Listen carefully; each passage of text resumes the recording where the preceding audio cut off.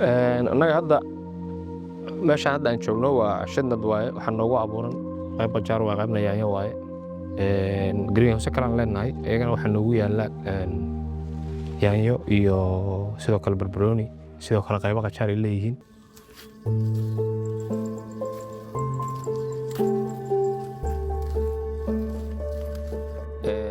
magacaygu waa maxamed cabdikariim maxamed waxaan ka mid ahay ardayda dibloomada kuliyadda beeraha ee jaamacadda Zamzam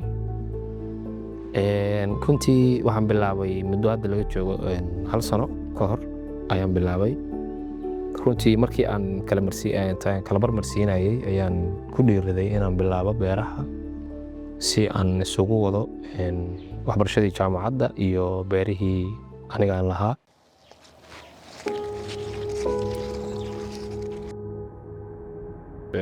hadda geedkan oo kale calcium u baahan yahay marka waa faa'iidada subaxdii in xilli hore la soo galo beeraha oo la kontrolo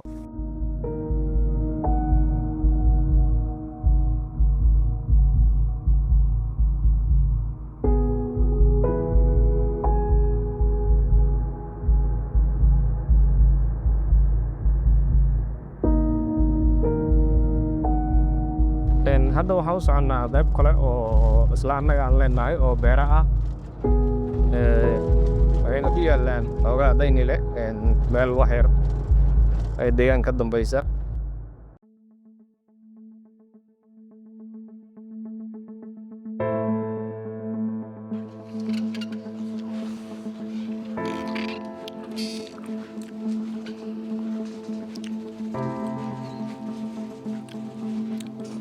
beerta haddaan ka imaanayno waxay ahayd shadnad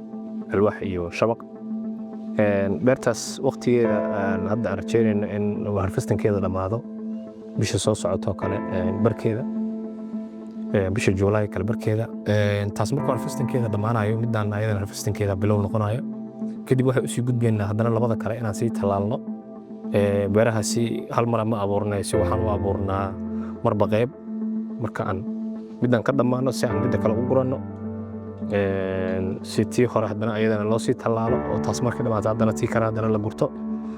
si aan waxaan ku dadaalnaa mar walbaba aanan suuqa uga bixin oo suuqa aan ugu dhex jirno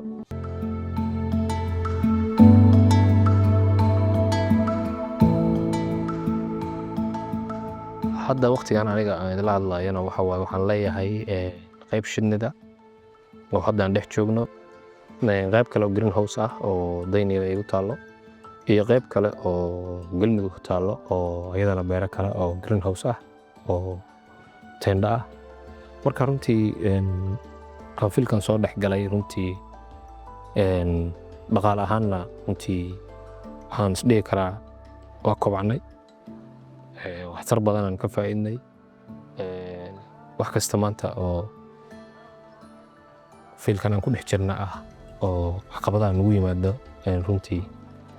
waxaan runtii aan ku rajo weynaa 100% inaan xallin karno